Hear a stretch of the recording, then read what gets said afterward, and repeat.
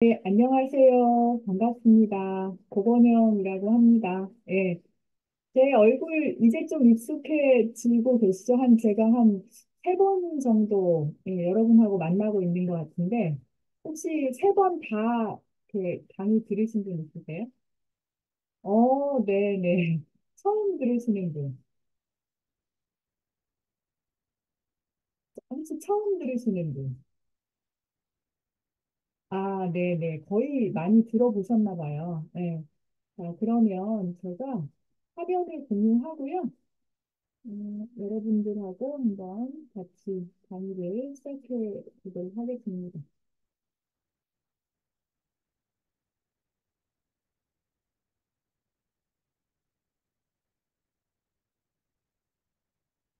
혹시 잘 보이고 있을까요? 아, 네. 어, 자, 오늘은 마음의 힘을 키우는 엄마표 감정 코칭이라는 주제로 여러분하고 만나게 되었습니다. 어, 음, 저는 이런 사람입니다. 그래서 어, 뇌를 기반으로 한 상담과 코칭을 학교에서 강의를 하고 있고요. 글로벌 사이버대학교 임상심리학 실습과정 총괄 책임을 맡고 있습니다. 현재 뇌기반 상담심리학과 학과장으로 있고요. 자, 여러분에게 저는 질문하는 걸 좋아합니다. 그래서 막 여러분들이 막 대답을 하면 좀 이렇게 혼란스러우니까 진행자 측에서 채팅창으로 올려달라고 하신 것 같아요. 자, 질문 드리겠습니다. IQ가 높으면 성공할까요? 네, 막 손짓으로 해주셔도 되고 채팅창으로 올려주셔도 됩니다. IQ가 높으면 성공 무기를 장착하는 것일까요? 네네. 아니라면 아닌 이유도 한번 올려주시면 좋을 것 같습니다. 저는 소통하면서 강의하는 거를 굉장히 좋아하는 편이라 여러분들이 반응을 잘해주시잖아요. 그러면 엄청난 것들이 내 안에서 막 쏟아져 나와요. 그래서 오늘 준비한 것보다 더 많은 걸 여러분들에게 전달할 수 있을 것 같습니다. 아, 진짜 우리가 이제까지 학교의 여러 가지 그 과정을 보면요. 아이큐, 그러니까 잘 기억하고 그 답을 잘 썼을 때 똑똑하다, IQ가 높다, 뭐 이렇게 생각을 많이 했죠. 아, 열정과 노력이 있어야 된다. 네, 아주 중요한 말씀 해주셨어요. 자, 그리고 질문을 하나 더 드리겠습니다. 모성은 타고난다, 학습된다. 어떤 거 같으세요? 모성은 타고난다, 학습된다. 네, 1번, 2번, 1번, 2번. 네. 우리는 그 어머니들이시잖아요, 대부분. 네, 둘 다, 맞아요. 둘 다인데, 예전에는 아이를 돌보고 이런 게 당연한데, 요즘 젊은 엄마들 보면 이걸 되게 어려워하는 거를 제가 상담이나 여러 장면에서 많이 보거든요. 여러분 그거 느끼세요? 네, 요즘 젊은 엄마들이 아이를 돌보는 게 좀 달라졌어요. 그리고 되게 어려워하고 우울증이나 이런 산후우울이나 이런 것도 굉장히 심해지고 여러 가지 어려움들을 많이 겪고 있습니다. 왜 그럴까? 그걸 우리는 좀 고민을 해봐야 될 것 같아요. 모성은 타고나는 부분이 있어요. 왜 그러냐 하면 아이 출산을 통해서 우리는 종을 보존하거든요. 인간이란 종을 아이의 출산을 통해서 보존하잖아요.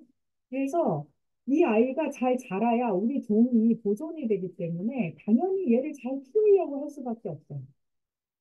근데 중요한 거는 얘를 섬세하게 잘 키울 거냐. 그러니까 우리가 그 원시 시대, 선사 시대 이럴 때는 애가 태어나면 그냥 돌보면 됐어요. 그 정도의 선에서 돌보면 됐어요. 진화의 관점, 보존의 관점에서. 근데 최근에 우리가 살고 있는 시대를 뭐라고 얘기해요? 우리가 살고 있는 시대를 예, AI 시대에 지금 접어들고 있잖아요. 그래서 경쟁은 굉장히 치열해지고 있고 자원은 한정되고 있어요. 그러니 경쟁이 치열해지면서 어떻게 양극화가 되고 있죠. 어떻게 양극화가 되고 있어요? AI든 이런 쪽, 그러니까 이 과학의 기술 발전, 여기를 쫓아가야 돼라는 이런 한 영역과, 아니야. 그럴수록 인간의 본질에 더 집중해야 돼라는 그런 영역이, 예. 그래서 갈등이 일어나고 있잖아요. 여러분은 어떻게 생각하세요? 이 AI 시대에 어떤 게 더 중요해질까? AI 시대에는 두 부류로 나뉜다고 하잖아요. AI를 쓸 수 있는 사람과 AI를 쓸 수 없는 사람. 자, 여러분 혹시 챗 GPT나 이런 거 쓸 수 있으세요? 쓸 수 있다. 한 번도 안 써봤다. 자, 여기에 중요한 게 있어요. 여러분 아이들이 챗 GPT나 이런 걸 쓰는 거를 보셨어요? 네. 이런 거 좀 잘 확인하셔야 합니다. 음. 그래서 저 같은 경우는 챗 GPT만 쓰는 게 아니고요. 한 세네 개를 교차 검증해요. 아직까지는 틀린 게 되게 많이 나오거든요. 근데 상당히 활용도가 높습니다. 근데 이거는 지식이잖아요, 지식. 여기서 중요한 건 뭐예요? 내가 이 지식이 맞는지 틀린지를 확인할 수 있는 능력이 있는가 없는가요? 자, 그건 선택의 힘, 인간에게서 나오거든요. 결국 학습이라고 하는, 모성애에서 학습이라고 하는 것도 사실은 아이를 어떻게 돌보고, 어떻게 대해줘야 되고, 이런 것들을 잘 배워야 되는 거예요. 그래서 최근의 연구는 학습의 영역이 훨씬 크다라고 보고 있어요. 그러니까 모성은 선천적으로 타고나는 어떤 기질적인 측면이 없는 건 아니에요. 기술적인 측면이 분명히 있죠. 좀 더 공감적으로 TF 뭐 우리 이런 얘기 하잖아요. MBTI에서. 하지만 후천적으로 학습되는 영역이 훨씬 크다라고 보고 있습니다.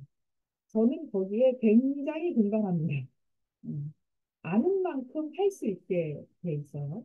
근데 이 아는 만큼은 누구로부터 알아야 돼요? 누구로부터 배워야 돼요? 네. 엄마로부터 배워야 되죠.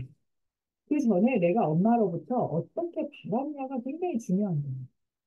그리고 그 시대의 흐름에 맞춰서 어떻게 세심하게 달라지고 있느냐, 그것도 잘 봐야 되는 거죠. 자, 질문을 하나 더 드리겠습니다. 자, 이 그림, AI가 그린 겁니다. AI한테 아빠가 아이를 돌보는 모습을 그려줘 그랬더니 이렇게 그려졌답니다. 이게 조건을 주면요, 이제 AI는 그림도 그려줘요. 음. 자, 이 엄마의 모성을 통해 가지고 양육되면서 우리가 느끼는 거는 돌봄받는다는 거거든요. 그래서 이 돌봄받는 거를 충분히 경험한 아이들은요, 자기 돌봅니다. 근데 이 돌봄받는 경험이 충분하지 않은 아이들은 자기 돌봄을 잘 못합니다. 오늘의 키워드는 자기 돌봄입니다. 제가 여러분들에게 많은 것들을 전달을 하겠지만 그중에 가장 키워드, 오늘 여러분이 절대 잊지 않았으면 하는 저의 바람은 뭐다? 돌봄이다. 특히 자기 돌봄이다. 여러분은 여러분 자신을 잘 돌보시나요? 음, 잘 돌본다. 나는 자꾸 일에 매여가지고 그러지 못한 것 같다. 네. 자기를 잘 돌보지 못하잖아요. 그러면 다른 사람을 돌볼 수 없습니다. 자기를 돌보는 만큼 자기 아이를 돌볼 수 있고, 학생들을 돌볼 수 있고, 내 가족을 돌볼 수 있어요. 근데 우리는 우선순위가 많이 바뀌어 있습니다. 특히 한국 엄마들은 그런 것 같아요. 그래서 오늘 저는 자기 돌봄에 대한 얘기를 뇌와 관련해서 조금 여러분과 함께 나눠보고자 합니다. 자, 마음의 힘의 핵심이 뭐라고요? 네, 돌봄이다. 그래서 부모의 돌봄에서 아이 스스로의 자기 돌봄으로 얼마나 우리가 조력할 수 있느냐, 그게 핵심입니다. 음, 그거를 꼭 말씀드리고 싶고요. 자, 돌봄의 시작은 어디서부터? 예, 엄마의 뱃속에서부터. 그때부터 돌봄이 시작됩니다. 패닉이라고 하죠. 여러분은 지금 혹시 그 임신하신 분이 계실 수도 있고, 대부분은 어떤 상태예요? 아이가 지금 뭐 유치원, 초등생, 중고등, 아니면 대학생, 이렇게 자녀분이 있으시죠? 저는 그렇게 생각해요. 새내기와 이 초기 아동기의 돌봄이 청소년기와 이때 달라지냐? 그렇지 않다. 그때의 돌봄이 가장 중요하고 이게 지속되는 게 굉장히 중요하다. 다만 형태가 좀 달라져야 되는 거죠. 그 발달 단계에 따른 형태가. 그럼 새내기를 좀 잠깐 보면 임신 후반기가 되잖아요. 임신 초기에는 아이는 좀 조용히 혼자 있고 싶대요. 음. 여러분은 임신 초기에 누구를 막 만나러 다니고 싶으셨어요? 아니면 좀 혼자 있고 싶으셨어요? 1번, 2번. 난 혼자 있고 싶었다. 난 여러 명과 같이 있고 싶었다. 2번. 네네. 엄마의 기질, 성향에 따라 다르겠죠. 근데 아이는 이제 그 행동이 되기 시작하는 때라서 좀 혼자 있고 싶어 한다고 합니다. 어, 잘 안 들리세요, 여러분 혹시? 지금은 어떠세요? 지금? 음, 지금 괜찮으세요? 그럼 제가 그냥 좀 더 가까이 해볼까요? 네, 지금은 어떠세요? 네, 네. 그러니까 임신 초기에는 좀 혼자 있고 싶어 한다. 근데 후반기가 되잖아요. 그럼 엄마의 모든 걸 같이 공유하는 거예요. 이건 굉장히 무서운 얘기예요. 아이는 이때부터 부모를 감지하기 시작. 센서가 부모한테 엄청나게 달려 있어가지고요. 감지하기 시작해. 그리고 방금 먹은 피자의 마늘 냄새, 이것까지도 다 맡을 수 있다고 해요. 임신 후에 스트레스 호르몬은 폐반을 통해서 아이의 뇌로 들어가서 아이에게 영향을 미치죠. 어디에 가장 큰 타격을 주냐면요. 뇌내 변연계라고 여러분 그 뇌교육 많이 하고 계시니까 뇌의 3층 구조는 어느 정도 아시죠? 예. 뇌관이 있고 변연계가 있고 뇌내 피질 이렇게 있는데 우리 뇌내 피질이 신뇌라고 하고요. 변연계하고 뇌관을 두뇌라고 해요. 그러니까 먼저 만들어진 뇌. 신뇌는 나중에 만들어진 뇌. 이렇게 사실 뇌의 3층 구조로 모든 걸 설명할 수는 없지만 설명하기가 좀 쉬워서 그걸 쓰는 거예요. 저도 그거에 맞춰서 오늘 얘기를 해볼게요. 또 대뇌 변형계는 감정 조절하고 기억, 특히 기억하고 연결이 돼 있어요. 오늘 이 얘기도 제가 좀 할 거예요. 이 대뇌 변형계에 타격을 줘요. 자, 그러면 뭐가 잘 안 될까요? 엄마가 스트레스 많이 받으면 아이가 감정 조절이 어려워요. 음. 그리고 두 번째, 우리 아이는요, 스트레스를 받을 때 제동장치가 발동이 돼요. 그게 뭐냐 하면 코티솔 호르몬이에요. 스트레스 호르몬 하면 코티솔 이렇게 바로 나오잖아요. 그죠? 네. 이 코티솔이 견디게 해주는 거예요. 거기에 대항하게 해주는 거예요. 스트레스를 견딜 수 있게 해주는 호르몬이 코티솔이에요. 근데 이 스트레스가 지속되면 어떻게 되겠어요? 코티솔이 계속 나오는 거예요. 자, 그러면 아이의 뇌는 이거에 흠뻑 적셔지겠죠. 자, 그럼 어떻게 되겠어요? 네, 과부하에 걸려서 만성 피로, 여러분도 마찬가지예요. 이건 아이한테만 해당되는 게 아니에요. 하지만 아이는 되게 민감하고 뇌가 발달되고 있을 때잖아요. 그러니 굉장히 심각한 타격을 줘요.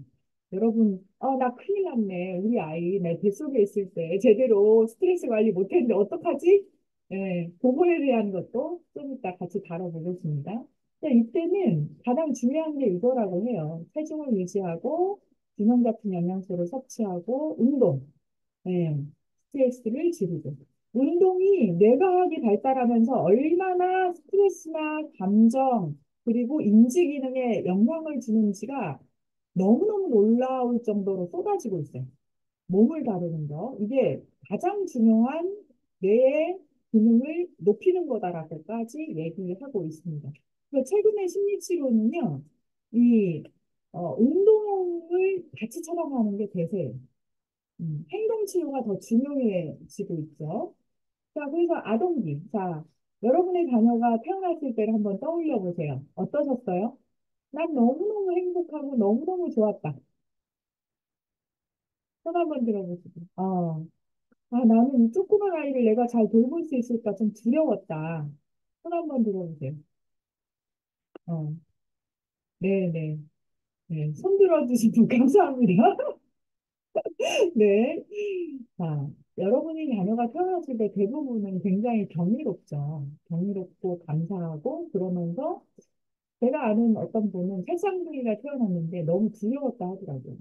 네, 남자분이셨는데 얘네들 입에 들어갈 거를 벌어야 한다는 그 압박감이 네, 자고 있는 애 셋을 보면서 입만 보이더라 이렇게 얘기하는 그 어떤 아빠도 있었어요. 근데 우리 모두는 부모가 처음입니다. 우리 모두는 부모가 처음이라 아까 제가 말씀드렸죠. 모성, 양육 이거는 하고 태어난다 아니면 학습된다? 학습이 굉장히 중요합니다. 음. 그래서 아이가 돌이 되기 전에는요, 부부 사이에 적대적 상호작용이 엄청나게 늘어나요. 이때 마음이 힘이 강한 남편이나 아내라면 이걸 잘 넘어가는데요. 그렇지 않으면 굉장히 큰 타격을 입습니다. 수면이 부족하죠. 그잖아요. 그 다음에 사회적으로 고립되죠. 아이한테 집중해야 되기 때문에. 그리고 육아 부담에 대한 갈등. 네가 더 많이 받니? 내가 더 많이 받니? 내가 더 많이 이렇게 애하고 같이 있었니? 뭐 나는 직장에 갔다 오지 않았니? 뭐 이런 것들 때문에 막 갈등을 한다는 거죠. 그러면서 아빠도 엄마도 우울증을 굉장히 많이 겪죠. 그러다가 가끔씩 아이가 너무 예뻐가지고요. 호르몬이 막 넘쳐나기도 해요. 좋은 호르몬이 막 넘쳐나기도 하죠. 그래서 타고르는 이런 말을 했다고 합니다. 아이들은 신이 아직 인간에게 절망하지 않았다는 메시지를 받고 태어난다. 네. 그래서 어떻게 보면 아이들의 효도는 이때 다 한다고 하잖아요. 귀엽고 예쁘고 사랑스럽고 그걸로 아이의 모든 효도는 끝났다. 이렇게 얘기하는 분들도 계시더라고요. 자, 아동기를 한번 살펴보면요. 일단 아동기가 되면 엄마 뱃속에 나오잖아요. 여러분은 아이를 낳으면서 굉장히 큰 고통을 겪었죠. 산부의 고통, 죽을 뻔한 고통을 겪었죠. 음. 근데 아이는 엄마의 몇 배의 고통을 겪는다고 합니다. 엄마의 상도를 통과하면서 그래서 굉장히 큰 상처를 받아요. 특히 양수라고 하는 거는요, 물이 이렇게 보호되고 있는 거잖아요. 근데 그 막이 거치는 거예요, 아이는. 보호막이 거치는 거예요. 자, 그래서 엄마 아빠가 양육 스트레스로 인해서 막 거기에 지속적으로 노출되면 아기의 IQ, 스트레스 다루는 능력이 서서히 또는 순식간에 손상돼요. 자, 아이의 뇌가 어느 정도 우리의 뇌가 완성되는 시기를 언제로 봐요? 혹시 아시는지? 언제 아이의 뇌가 완성이 될까요? 초기 청년기. 20대 정도 초반이 돼야 아이의 뇌는 완전하게 발달을 한다고 해요. 자, 그러면 지금 여러분 자녀의 뇌는 ING입니다. 이건 굉장히 중요한 얘기입니다. 그래서 아이가 소란을 감지하면 다른 얘기로 부모 갈등이라든지 적절하지 못한 대처, 공감적이지 못한 대처, 이런 것들을 감지를 하잖아요. 그럼 본능적으로 신경계의 대선을 붙어요. 그러니까 뇌가 계속 형성되잖아요. 특히 초기이면 초기일수록 이 배선이 달라져요. 자, 1도, 각도의 1도가 벌어지기 시작하면 나중에 어떻게 돼요? 만날 수 없어요. 그것처럼 아주 사소한 차이가 명품을 만듭니다. 이 아주 사소한 차이가 아이의 여러 가지 것들을 바꿔놔요. 근데 그게 절망적이진 않죠. 여러분이 알고 있는 개념이 있잖아요. 뇌는 가소성이 있어요. 그래서 절망적이지만은 않다. 제가 여러분에게 꼭 보여주고 싶은 게 요거예요. 아이는 태어나는 순간부터 부모를 지켜봅니다. 일거수일투족으로. 우리 아이 자고 있었는데 어떻게 지켜보죠? 뭘로 지켜봐요? 몸으로 지켜봅니다. 오감으로, 몸으로 지켜봐요. 감지합니다. 오늘 저는 이 얘기를 여러분들하고 같이 하려고 해요. 그래서, 여러분들하고, 예, 공유를 좀 하고 싶은 게 있어요. 이거 다시 한번 공유해 볼게요. 자, 화면 공유가 좀 바뀌었을까요? 네. 짧은 실험이니까 2분 정도밖에 안 돼요. 한번 보도록 하겠습니다. 들리실까요? 그런데 접촉 연구의 아버지로 불리는 할로우 박사는 접촉이 중요한 애착 형성 요인임을 증명했다.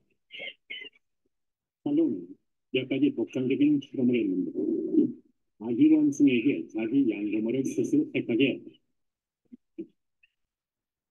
하나는 먹이를 주는 철사로 된 원숭이, 다른 하나는 먹이를 주지 않는 천으로 된 원숭이였다. 이 천 조각은 먹이는 주지 않지만 편안함과 사랑을 줍니다.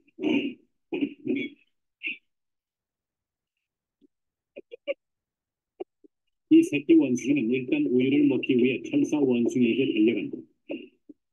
하지만 젖을 먹고 나자 재빨리 천 원숭이에게로 옮겨간다. 그리고 18시간 동안 여기에만 계속 붙어있다. 새끼 원숭이는 음식물보다는 부드러운 접촉과 보살핌을 택한 것이다.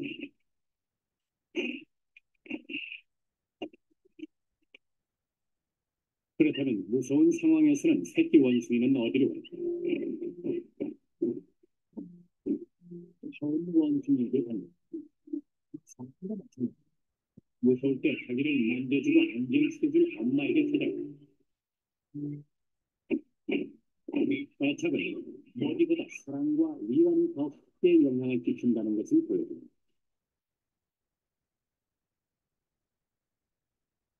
자, 내견 여러분 잘 보셨어요? 이거 뭐 알고 있는 내용이기도 하지만 여러분 직접 화면으로 보니까 어떠세요? 음, 우리는 잘 먹이는 게 되게 중요하다고 생각을 하잖아요. 틀린 말은 아니지만 그것보다 더 중요한 건 뭐다? 예, 접촉이에요, 접촉. 엄마와 아빠와 신뢰는 접촉을 통해서 이루어진다. 그러니까 접촉은 뭐를 기반으로 하는 거예요? 몸을 기반으로 하는 거예요. 굉장히 중요하죠. 그래서 오늘 돌봄에 대한 얘기도 제가 자, 나를 잘 안아주는가, 나를 어루만져 주는가, 누가 먹여주는가, 누가 안전하지? 이걸 가지고 끊임없이 아이는 판단합니다. 음. 그래서 부모의 긴밀한 유대가 안전장치가 되어집니다. 그래서 아이는 처음 태어나잖아요. 처음 태어나면 정상적 자폐라고 그래요. 자기 세계 속에 갇혀 있어요. 예. 주변 세계를 잘 인지하지 못해요. 눈도 발달하지 않았거든요. 그 다음에 누가 자꾸 와서 자기를 만져주고 막 이렇게 웃어도 주고 그러니까 웃는다는 것도 잘 몰라요, 아이는. 근데 누가 와서 자꾸 자기를 만져주고 뭔가 먹이를 줘요. 그때 엄마라고 인식을 할까요, 못할까요? 못합니다. 엄마를 자기랑 같은 존재로 인식해요. 그거를 정상적 공생이라고 해요. 근데 이게 좀 시간이 지나잖아요. 그러면 나랑 다른 존재인가 보다. 그러면 그때부터 뭘 시작하냐면요. 분리 배별하기 시작합니다. 그래서 그때 엄마에게서부터 떨어져서 연습해가지고 다시 왔다 갔다 왔다 갔다 하면서 세상으로 나아가는 거예요. 근데 이때 제일 중요한 게 뭐라고요? 안전기지, 안전장치, 안정감. 이게 제일 중요합니다. 자, 돌봄의 핵심은 안정감입니다. 자, 안정감. 자, 그렇다면 우리가 지금 가장 할 수 있는 쉬운 거는 그렇지만 여러분 입장에서는 가장 어려운 것일 수도 있어요. 네, 서로에 대한 권투 글러브를 아이 앞에서 내려놓는 것이다. 네. 제가 아는 어떤 부부는 그 부부싸움 해야 될 때는 모텔을 빌린다고 하더라고요. 거기 가서 싸우고, 네, 다투고 이렇게 온다고도 하더라고요. 자, 안전하게 자란 아이가 똑똑한 아이가 됩니다. 자, 여기서 제가 똑똑한에 이렇게 물음표를 해놨잖아요. 자, 여러분이 생각하는 똑똑함을 채팅창에 좀 올려주세요. 네, 여러분이 생각하는 똑똑함. 어떤 게 똑똑함일까요?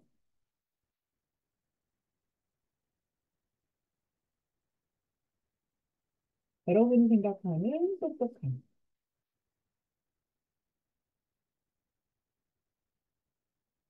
아, 스스로, 앞가림 잘하는, 말의 의미를 잘 알아듣는 거. 네, 네, 네.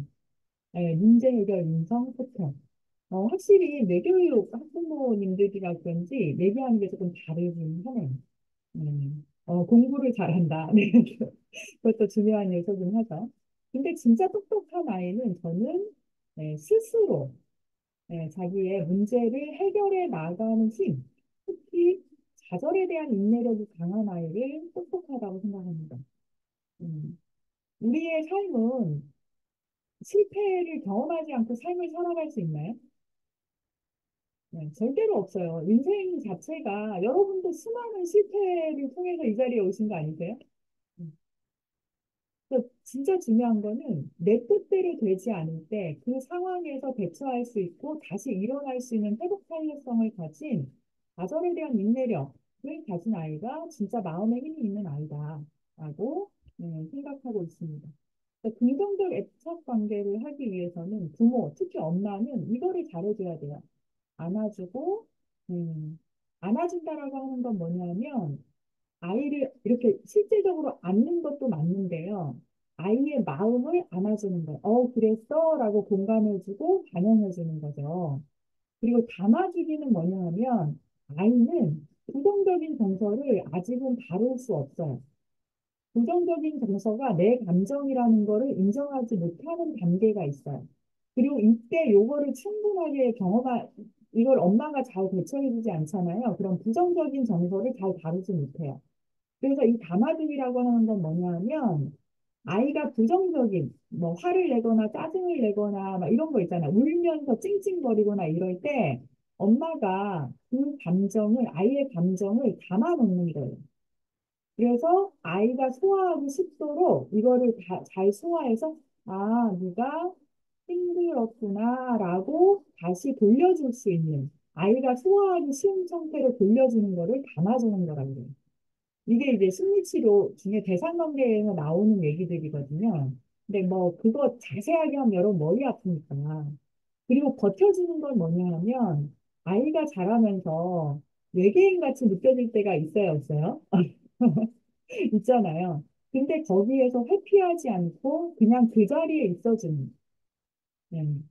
그거를 함부로 판단하거나 너는 나쁜 아이야, 넌 잘못된 거야, 그 행동은 이런 거야 라는 가치 판단을 잠깐 보류하고 그 아이가 힘을 가질 수 있도록 그 옆에서 나무처럼 이렇게 있어주는 거, 이걸 버텨내기라고 해요. 그리고 마지막에는 서바이빙 하셔야 돼요. 아이를 키우면서 양육하면서 정말 어렵지만 살아남으셔야 된다. 거기서 좌절하고 힘들어가지고, 포기하지 않고, 내가 엄마로서, 끝까지 살아남는 것. 이거 네 개가 아이와의 애착 관계에서 가장 중요한 거라고 대상 관계에서는 얘기를 하고 있습니다. 그래서 요거가 잘 경험되지 않은 아이들은 결국 상담에서 요거를 경험을 해야 됩니다. 그래서 요 관계에서 이 공감이 되게 중요한데요. 공감 작용이 좋은 이유는 공감을 할 때 우리는 이 아이한테 무조건 맞춰주는 게 공감이라고 생각을 해요. 그렇지 않습니다. 네, 공감이라고 하는 거는 아이를 안아주고 담아주는 마음과 함께 이해를 해줘야 되는 거예요. 그 아이가 어떤 마음인지, 어떤 상황인지 이거를 이해할 수 있어야 돼요. 그러니까 이 사진은 제가 왜 갖고 왔냐 하면 아주 어린 아이가 제 책에서 읽은 거예요. 한 6살, 뭐 7살, 뭐 이렇게 된 아이였는데 옆집에 할아버지가 아내를 잃고 혼자 울타리의 구석에서 울고 있는 걸 본 거예요. 근데 이 할아버지가 누구하고도 그 얘기를 안 하고 아내를 떠나보낸 이후에 얘기를 안 하고 막 이랬다는 거죠. 누구를 만나려고도 하지 않고. 근데 이 아이가 이 할아버지랑 얘기를 하는 걸 본 거예요. 그래서 어른들이, 너 어떻게 그 할아버지랑 얘기를 하게 됐어? 라고 했더니, 제가 한 거 없는데요? 그냥 할아버지가 올 수 있도록 그냥 곁에 있어줬어요. 음. 그리고 할아버지의 슬픈 마음을 얘기해줬어요. 슬퍼하는 것 같다고 그렇게 얘기해줬어요. 이 아이가 한 게 진짜 공감이다. 그러니까 중요한 거는 옆에 있어주는 거. 제가 아까 버텨주셔야 된다고 했잖아요. 네, 옆에 있어주고, 네, 그 상황을 알아주는 거. 네, 이게 이제 첫 번째예요. 그래서 공감의 팁을 좀 드리면, 감정의 변화를 먼저 탐지하는 게 중요해요. 아이가 우리는 우리한테 집중해버리잖아요. 엄마의 입장에 집중해버리면 아이의 감정 변화를 우리는 알아차릴 수 없어요. 그리고 아이는 부모를 계속 관찰한다 그랬죠. 제가 아까 아기가 이렇게 부모의 여러 가지 것들 계속 감지한다고 안경 막 이렇게 쓰고 본다. 뭐 이렇게 얘기했잖아요. 요게 되게 중요해요. 감지를 잘 하셔야 돼요. 감지하고 나서 항상으로 입장을 바꿔보는 거예요. 그리고 더 중요한 게 있어요. 경계를 형성하셔야 돼요. 이게 무슨 얘기냐면 아이가 화난 거지 내가 화난 게 아니에요. 근데 아이가 화나면 여러분 어떻게 돼요? 아이랑 얘기하다 보면 빨리 문제를 해결하고 싶어서 어떻게 해요? 내가 화가 나잖아요. 그러면 이게 공감 실패. 응. 자, 첫 번째 뭐라고요? 감정의 변화를 잘 알아차리시고 상상해 보세요. 아이가 지금 어떤 상황인지, 그리고 이 감정이 내 게 아니라 아이 거라는 걸 먼저 알아차리셔야 돼요. 그리고 나서 지금 내가 어떻게 반응하는지 알아차리는 게 굉장히 중요하다. 저는 공감에서 이 경계가 제대로 되지 않잖아요. 그럼 공감이 제대로 효과를 발휘하지 못해요. 우리는 그 사람이 슬프면 같이 막 울어주면서 완전히 거기 빠져 있어야 공감한다고 생각하는데 그건 공감이 아니에요. 감정에 빠져 있는 거예요. 음. 진짜 그리 도울 수 있으려면 나는 거리를 두고 그 상황을 명확하게 알아차리고 볼 수 있어야 돼요. 자, 두 번째, 공감 팁 두 번째입니다. 자, 여러분, 너는 참 똑똑해 라고 아이가 뭔가를 했을 때, 너는 참 똑똑해 라고 하는 게 더 아이에게 좋은 공감일까요? 정말로 열심히 했구나 라고 하는 게 좋은 공감일까요? 1번, 2번.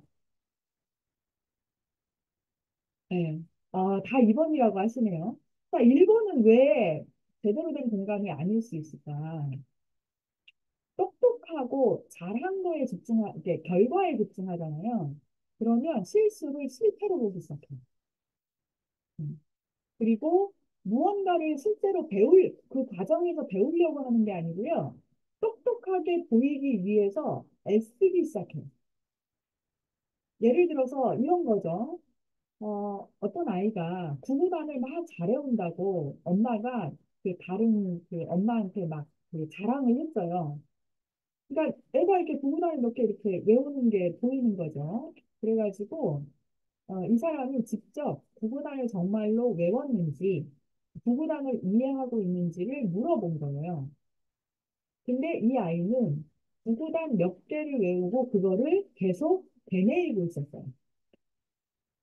그러니까 구구단 자체를 이해하고 외울 전체를 외우려고 한 게 아니고 엄마가 칭찬을 해주니까 그거 하나, 그거 몇 개 가지고 계속 그걸 가지고 똑똑하게 보이기 위해서 애쓰고 있다는 거죠. 이런 거 굉장히 많아요. 여러분 기억나시는 거 분명히 있을 거예요. 그리고 그런데 결과가 아니라 노력을 칭찬하잖아요. 네, 정말로 열심히 읽었구나, 책을. 놀았구나, 청소했구나, 사과하려고 노력했구나. 이런 거 있죠. 이렇게 반응을 해주면 이런 결과가 나타나요. 지능이 높다고 칭찬받는 아이보다 노력한다고 칭찬받는 아이가 어려운 수학 문제를 50% 정도 더 많이 풀어낸다는 연구 결과들이 나오고 있어요. 결과가 아니라 뭐에 집중하셔야 된다고요? 네. 노력을 칭찬하셔야 됩니다. 행위를 칭찬하셔야 돼요. 자, 그리고 두뇌 발달은 경주가 아닙니다. 음. 우리 아이가 좀 더 똑똑하고, 우리 아이가 선행을 하고, 우리 아이가 뭘 하고, 막 이런 거에 목매시잖아요. 그러니까 확실히 자녀 문제에 있어서는, 어, 제가 아는 이제 상담사들도 보면, 교수님들도 보면, 자녀 문제에서는 자꾸 이 객관성이 떨어진다라는 거를 느끼시더라고요. 그래서 저한테 저는 제가 직접 이렇게 엄마가 아니니까 저한테 물어보시거든요. 근데 저는 기다려요. 제가 이렇게 보면 저 객관성을 잃었는데 저렇게 하면 아이가 좀 힘들어지는데 이게 보이는데 처음부터 얘기하진 않아요. 왜? 그때 얘기해도 잘 안 들리거든요. 네. 근데 나중에 저한테 물어보면 그때 얘기를 하는 거죠. 그래서 막그 자사고라든지 뭐 이런 거에 대해서 막 목에서 선행을 언제까지 해야 되지 막 이렇게 하다가 결국은 그 아이의 기질과 안 맞는 거예요. 그러니까 문제가 생겨서 어떻게 하면 좋겠냐. 그때 저는 얘기를 하죠. 네. 결과를 향해서 시간을 좀 길게 보셔라. 그 아이는 약간 충동성이 강한 아이기 때문에, 하지만 하고자 하는 능력, 그 의지는 굉장히 큰 아이므로 시간을 길게 보셔라. 아이는 때가 되면 자절에 대한 인내력을 잘 키우고 자기 돌봄이 잘 되는 아이는 뭐라도 한다. 때가 되면 반드시 공부하게 돼 있어요. 자기가 하려고 하는 마음, 이런 과정을 칭찬받은 아이는 반드시 하게 돼 있습니다. 자, 지나친 기대는 고차원적인 사고를 방해합니다. 그래서 두뇌가 감당하지 못할 때 저차원 사고 전략으로 되돌아가요. 감당이 안 되면 퇴행한다는 거예요. 자, 부담감 앞에서 부담감이 딱 생기면 뭔가를 만족시켜야 된다는 생각 때문에 호기심, 창의력, 이거는 사라지게 돼요. 그리고 거듭되는 분노와 실망, 내가 인정받지 못하고 사랑받지 못하고 내 뜻대로 되지 못했다는 거는 결국 학습된 무기력을 낳습니다. 그러니까 학습된 무기력이라는 거 여러분 아시죠? 그 벼룩이 이렇게 그 컵에서 띄어야 되는데 위에 딱 막아놓으면 계속 좌절되잖아요. 그래서 이거를 걷어내도 벼룩은 그 컵밖을 나가지 못하죠. 이런 게 학습된 무기력이에요. 그래서 과정에 집중하면 이 아이는 반드시 넘어가게 되어 있습니다. 자, AI 시대 인재상. 우리는 이제 80까지 배워야 되는 시대에 와 있어요. 인정되세요? 자, 여러분의 아이들은 반드시 세네 개 이상의 직업을 갖게 될 겁니다. 그래서 저희 학과에 오시는 분들도 보면 다 보통 이제 30대, 40대, 50대가 많아요. 이제는 60대도 많아졌어요. 은퇴 이후에 제2의 삶을 준비하기 위해서. 자, 제가 최근에요. 더존이라고 AI와 이런 데이터를 연매출 한 3,500억? 우리나라에서 굉장히 유망한 기업의 본사를 갔다 왔어요. 거기에서 그 부회장님의 그 강의를 한 1시간 정도 들었거든요. 근데 요즘의 AI는요, 감정을 공감하고 뭐 이런 거가 거의, 그러니까 인간하고 거의 비슷해졌어요. 그래서 더 중요해지는 게 생겼어요. 어떤 거냐 하면 AI는 데이터를 조합해가지고 결과를 내잖아요. 그래서 아까 제가 챗 GPT 얘기를 했는데 챗 GPT는 어떤 질문을 하느냐에 따라서 결과가 상당히 달라집니다. 저도 처음에는요, 이거 별론데 이랬어요. 근데 제가 질문을 계속 바꾸니까 굉장히 정교해지고 거기에 제가 얻을 수 있는 아이디어가 나오기 시작하더라고요. 중요한 건 사람이 어떤 창의적인 질문을 하느냐가 더 중요한 거예요. 창의성, 비판적 사고 이런 게 되게 중요하고 틀린 거를 잡아낼 수 있어야 되잖아요. AI가 틀린 거를 잡아낼 수 있어야 되고, 중요한 게 감정지능. 네, 감정을 다룰 수 있어야 되고, 윤리적 판단을 할 수 있어야 되고, 심리적 유연성. 네, 상황과 맥락에 따라서 마음을 다스릴 수 있는 심리적 유연성, 협력과 소통, 도덕적 상상력. 이런 것들이 가장 중요하다. 왜 그럴까요? 지식은 이미 AI를 통해서 나오고 있어요. 자, 질문을 하나 제가 드릴게요. 자, 사흘이 며칠이에요? 사흘, 사흘, 사흘. 3일, 4일, 초등학생들이요. 사흘을 가지고 논쟁이 붙었대요. 3일이냐, 4일이냐. 근데 4일이 이겼답니다. 예. 모르는 거예요. 특히 요즘은 메타버스로, 특히 경남 쪽에서는 메타버스로 강의를 듣거든요. 아이들이 나침반을 사용할 수, 뭐죠? 이게 컴퍼스? 컴퍼스를 사용을 못해요. 전부 이게 딱 눌러가지고 탭에서 이렇게 딱 눌러서 그러니까 최근에 강조되는 게 뭐예요? 독서가 강조되는 거예요. 애들의 문해력이 엄청나게 안 좋다고 하잖아요. 여러분들이 이 AI, 그러니까 챗 GPT나 이런 걸 잘 쓰면서도 이거를 이렇게 활용을 잘하기 위해서는 아날로그로 돌아가셔야 됩니다. 이게 굉장히 중요한 부분이에요. 자, 우리가 준비해야 될 것은 이게 유발 하라리라는 아주 유명한 분이죠. 예, 감정지능과 마음의 균형이다. 이게 가장 중요하다. 왜? 수학, 과학 이런 개별 과목은 AI가 훨씬 잘하기 때문에 그러니까 감정지능은 나를 인식하고 조절하고 동기를 부여하고 공감, 사회적 관계 기술 이런 것들이 감정지능의 구성 요소예요. 자, 마음의 균형이라고 하는 거는 평정심을 얘기하는 거예요. 어떤 상황에서 내가 빠르게 평정심을 찾을 수 있는 능력, 그리고 그 과정에서 공감을 하지만 공감에도 중심이 필요합니다. 다른 얘기로 공감에도 경계가 필요하다. 아까 제가 분명히 말씀드렸죠. 공감에도 경계가 필요해요. 제가 제일 많이 듣는 요즘 그 선생님들 만나면요. 너무 심각하더라고요. 학교에서 하는 게. 여러분 그거 아세요? 직장을 다니는데 아이가, 그 자녀가 출근 못한다는 거를 엄마가 전화하는 거야. 아빠가 전화해요. 우리 아이 오늘 출근 못한다고 감기 걸려가지고. 음. 선생님, 저 병원 가서 오늘 학원 못 갈 것 같아요. 병원이에요. 저 사진 찍고 선생님한테 학원 선생님이나 누구한테 보낼 수 있잖아요. 문자로. 네, 그런 것도 못해요. 그래서 자기 스스로를 돌보고 스스로 독립할 수 있도록 양육을 할 거냐. 네, 이게 가장 큰 포인트다. 네. 꽃길만 걷게 해주려고 하다가 평생, 요즘 그, 나이가 들어도 나가지 않는다. 뭐, 이렇게. 그런 프로도 생겼더라고요. 그게 많다는 뜻이에요. 그 정도로. 자, 2050년에 보내용 경고. 인간의 향후 수명은 150세까지 연장된다. 그럼 여러분이 아이의 독립을 시켜놓지 않으면 죽을 때까지 아이 돌보다가 죽을 수도 있다. 네.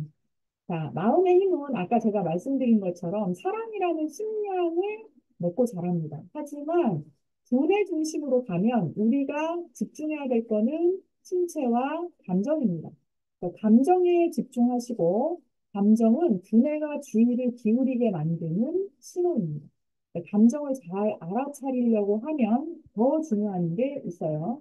요거는 뭐 여러분 많이 아는 거니까 넘어가 볼게요. 내가 가장 중요한 거는 생존이에요. 그래서 아이가 처음 자랄 때 엄마 아빠가 안정감을 주느냐, 주지 않느냐. 이게 가장 중요하다고 아까 제가 말씀드렸죠. 생존의 위협이 딱 생기잖아요. 그러면 싸우거나 도망가거나 얼어버립니다. 근데 아이가 이 스트레스에 견디는 힘, 좌절에 대한 인내력, 자기 돌봄, 자기 독립의 힘이 커지면 어떻게 되느냐? 그 상황에서 처음에 스트레스는 받지만 다시 이겨냅니다. 네. 근데 보통은 어떻게 되냐면 여기서 멈춰버려요. 그걸 우린 뭐라고 얘기하냐면 트라우마라고 얘기합니다. 네. 그리고 이건 어디에 기억된다고요? 변연계에 기억돼서 감정하고 연결되게 되어 있어요.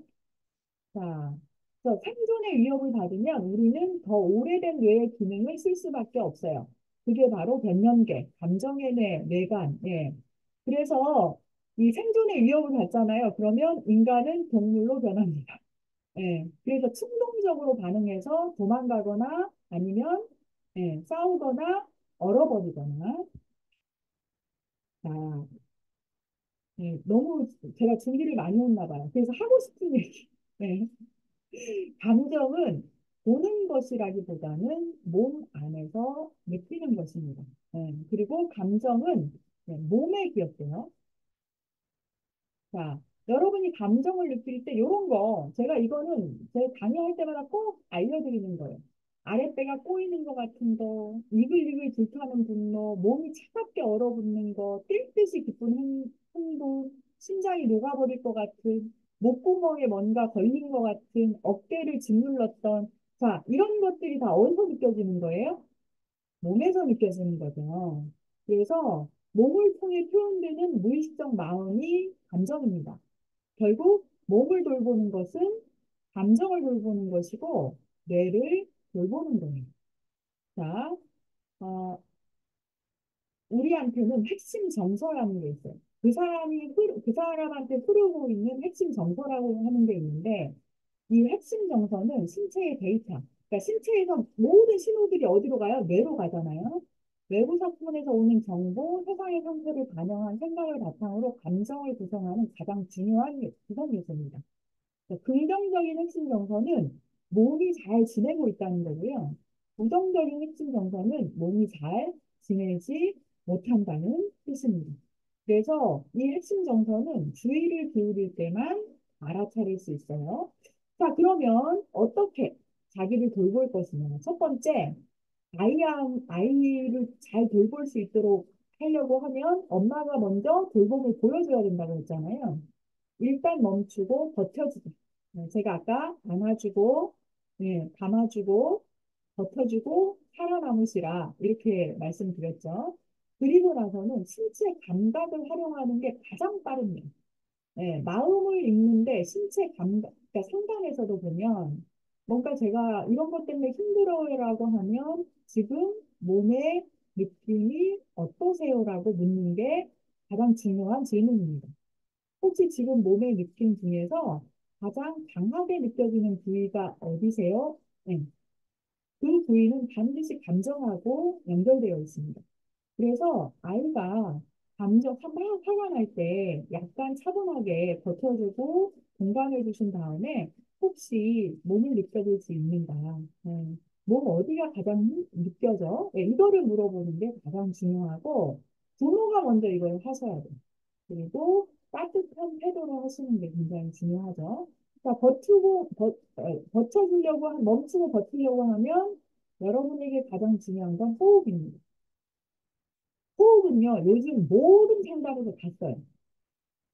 호흡을 모르면 상담을 할 수 없다라고 할 정도로 호흡이 운동에서도 그렇고, 그리고 뭐 수면장애, 뭐 다, 안 쓰이는 곳이 없어요. 그러니까 호흡은 여러분 언제든 쓸 수 있잖아요. 호흡하시고, 호흡을 하면 이 안아전두투지, 요쪽에, 요 하얀 부분이 이 변형계거든요.